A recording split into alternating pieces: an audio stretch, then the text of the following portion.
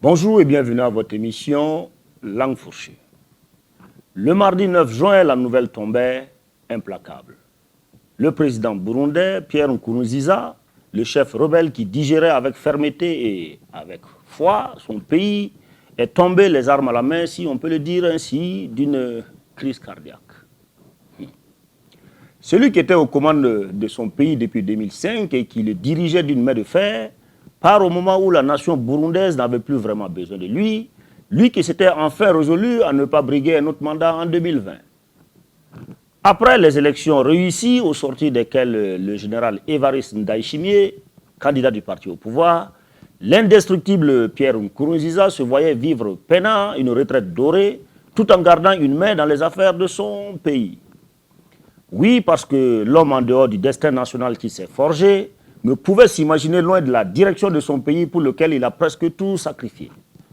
Élevé au rang de guide suprême en mai dernier, Nkurunziza était tel le premier apôtre de Jésus, la pierre sur laquelle le temple burundi devait être bâti. Dieu et les ancêtres burundais en décideront autrement.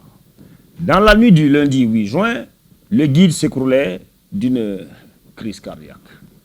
Évariste Ndayishimiye, le successeur de l'Éternel qui devait prendre ponction dès le mois d'août, se frotte certainement déjà les mains, lui qui a subitement les coups de franche pour digérer son âme, sans les songes, mais surtout sans les mensonges de l'Éternel mentor.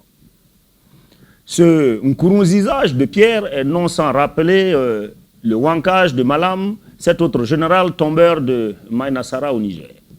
Rebelle, triomphalement rentré dans son pays en 2004 avec ses soldats depuis les marécages du Congo de Kuku-Wazabanga, où il a failli d'ailleurs y laisser sa peau, le guide avait deux grandes passions qu'on lui connaissait. Le ballon rond et la religion, lui dont la femme du reste pasteur. Des terrains verdoyants de football où cet intrépide attaquant dévoilait ses jeux de jambes sans égal, bien entouré bien sûr de coéquipiers protecteurs qui le protégeaient de tout mauvais tacle, Nkurunziza n'aura finalement pas le bonheur de jouir de sa nouvelle villa de retraite en construction, à lui offerte par ses ouailles et de la manne financière de quelques 530 000 $ US à vie, s'il vous plaît. Voilà un nouveau ministère des Finances qui économisera la coquette somme de 291 500 francs CFA mensuels, sans compter les autres frais et commodités. Nkurunziza, l'homme qui a survécu à tout jusque-là, a eu son ultime tacle dans un contexte coronavirusé, certes, mais certainement plus parce que son grand patron, le grand designer, avait plus besoin de lui à ses côtés. Pierre, ainsi donc Nkurunziza, son épouse alitée au Kenya pour un mal inconnu, restera au moins leurs 6 enfants pour faire perdurer la mémoire du guide suprême du patriotisme. Bonne digérance au général Ndayishimiye, mais attention, la retraite peut être fatale.